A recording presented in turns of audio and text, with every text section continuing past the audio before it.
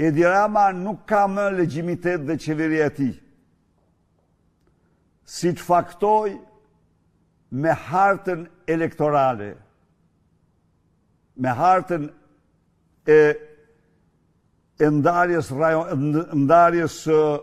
pushtetit lokal. Këto vite faktuan para shqiptarëve se ndarja territoriale e vitit 2014 që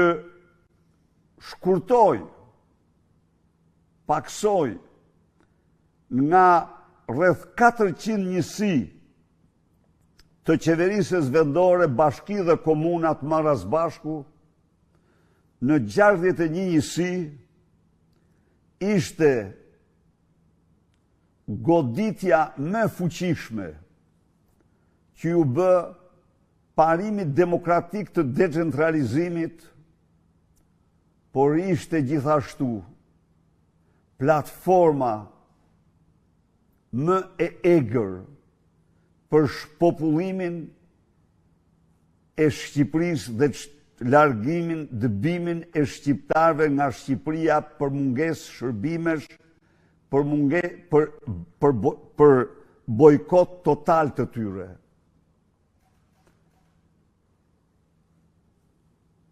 Reforma territoriale e Edi Ramës, së bashku me politikat e ndjekura nga 2014 gjeri sot, kanë tejkaluar në fuqinë e përzënjes së shqiptarëve nga shtëpit dhe fshatrat qytetit e tyre, mbi 2 herë platformën e Vasor Çubrilovicit, e cila për hir të zvërtetës, përveç zbatimit të largimit të shërbimeve, rënimit të arsimit shëndetësisë, injorimit të infrastrukturës, intimidimit me polici, pati dhe një marrëveshje ndërkombëtare me Turqinë për tërheqjen e shqiptarëve nga Kosova në Turqi. E megjithatë, me gjithë regjimin opresiv të Gjorgjevicit dhe Paniçit ndaj shqiptarëve në Kosovë, Edi Rama tejkaloi me 2 herë numrin e të zburëve nga Shqipëria krahasuar me ata që u zburën nga Kosova. Por, i pangopur në politikën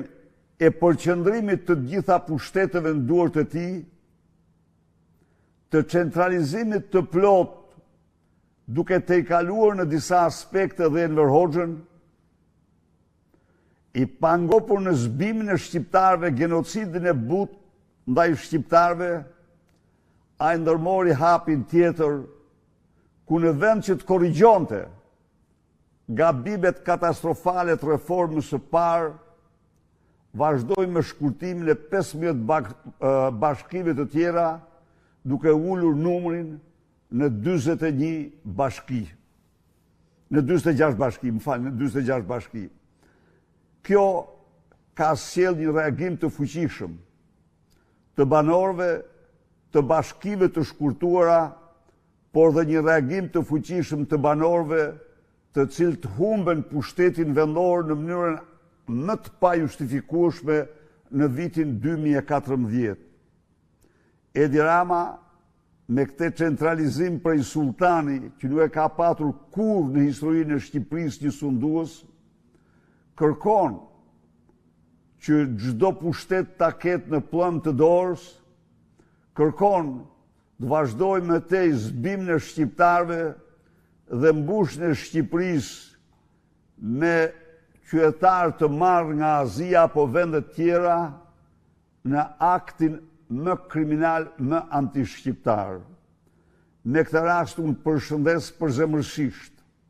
të gjithë ata qytetarë të ri, të moshuar, burra, gra, që në 70 ditë protest lartësuan si kur më parë nderin dhe dignitetin e kombit shqiptar në betejën e tij për të ardhme. Përshëndes ata 10 mijëra qytetar në mbarë Shqipërinë nga bashkive të cilat Edi Rama i ka përcaktuar për zhdukje me reformën e re dhe të atyre të tjerave që po përgatiten të ngrihen në një kryengritje paqësore të fuqishme gjerë në përmbysjen e sultanit të Surrelit,